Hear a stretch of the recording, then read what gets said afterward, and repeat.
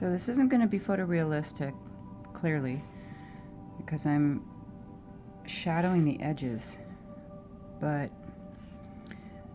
we can still make it look like a glass, make it look like it represents a wine glass. And that's going to be pretty sure that, I'm not really sure where I'm going to take this, but I'm pretty sure it's going to be in these highlights here.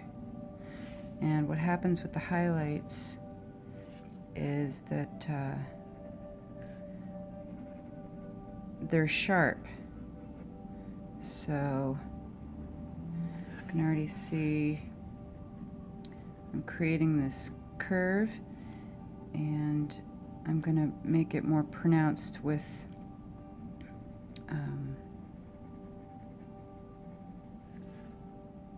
by erasing part of the darks. But let's get the base down, and then,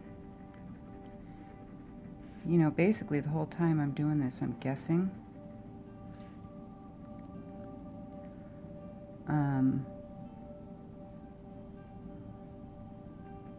I'm doing my best to guess, and then once I get to a point where it's like, okay, I'm gonna review it, I take a look at the whole thing,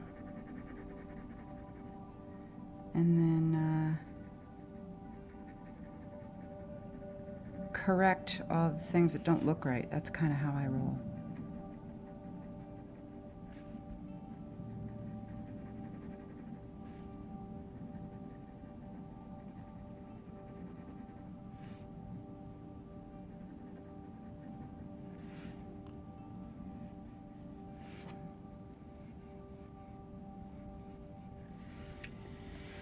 So let's see, I guess I'll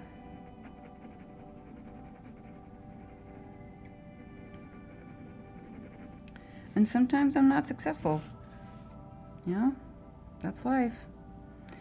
Sometimes you gotta try to do something a couple different times before you get it. This may not be a successful one, to be honest.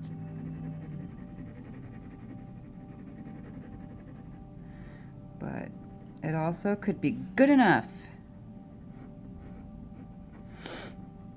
And I'm not a photorealistic illustrator.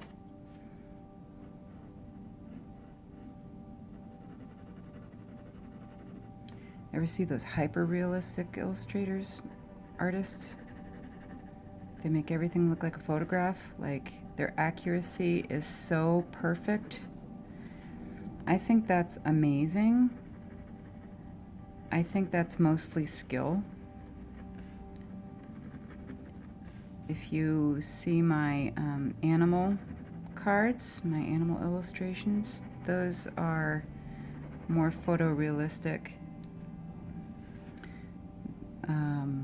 Not as stylized. They're trying to follow along with the actual shadows that you would see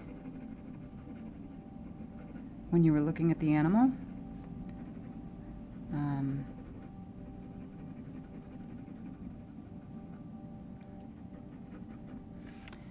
I don't even know if you would see the difference between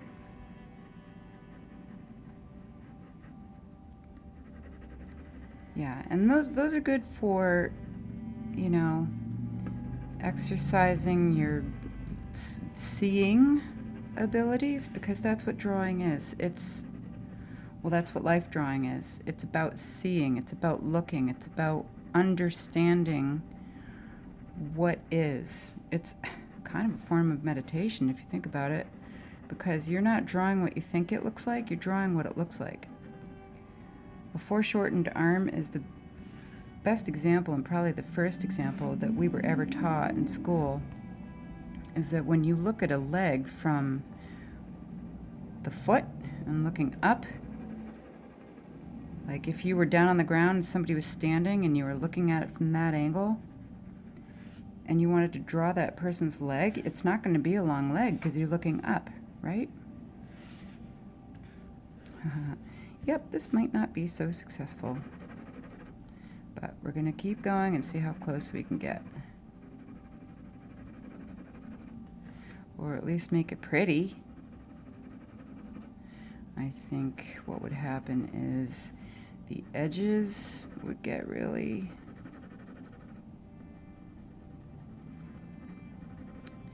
dark, and let's do the other side.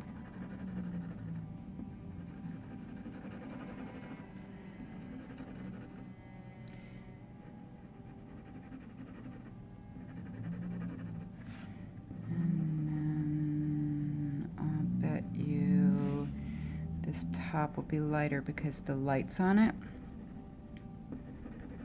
So I'm not looking at anything when I do these. I'm just taking a stab at it.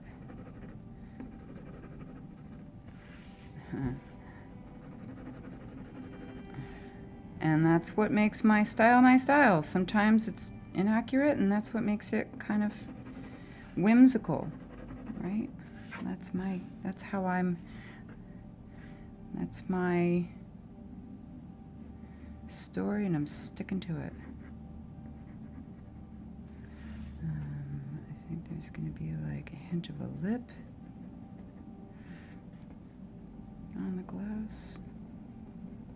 Maybe these would come to the edge, and a hint of a lip there.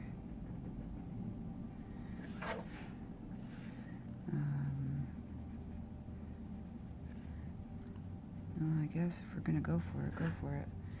So there's a little bit of a, yeah, this is an interesting one.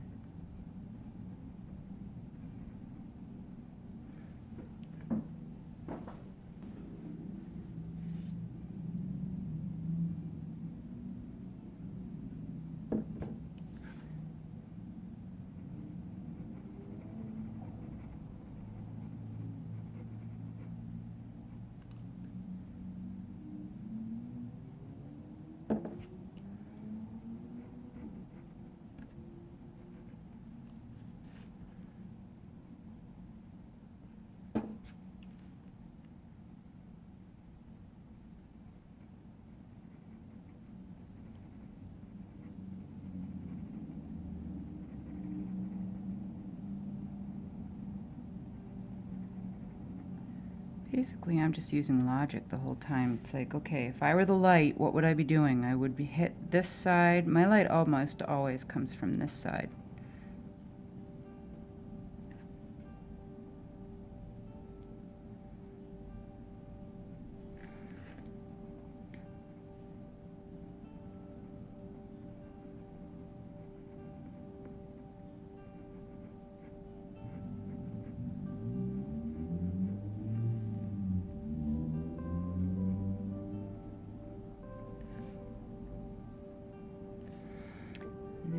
We're going to do on here is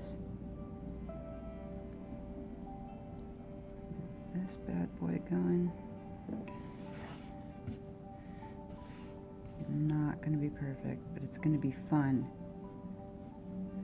It's going to be fun to make.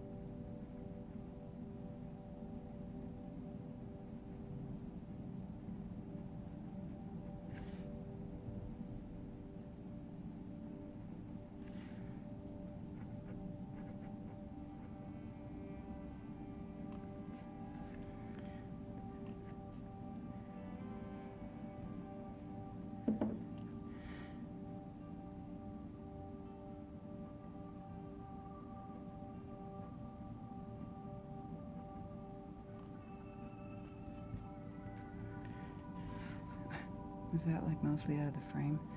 There. From a distance it looks good. I'm gonna fix this. This is a little bit wonky.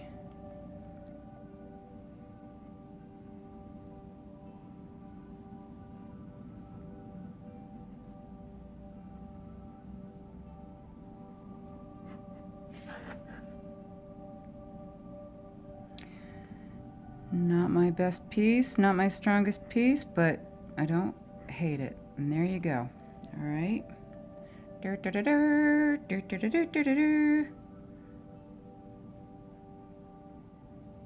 right.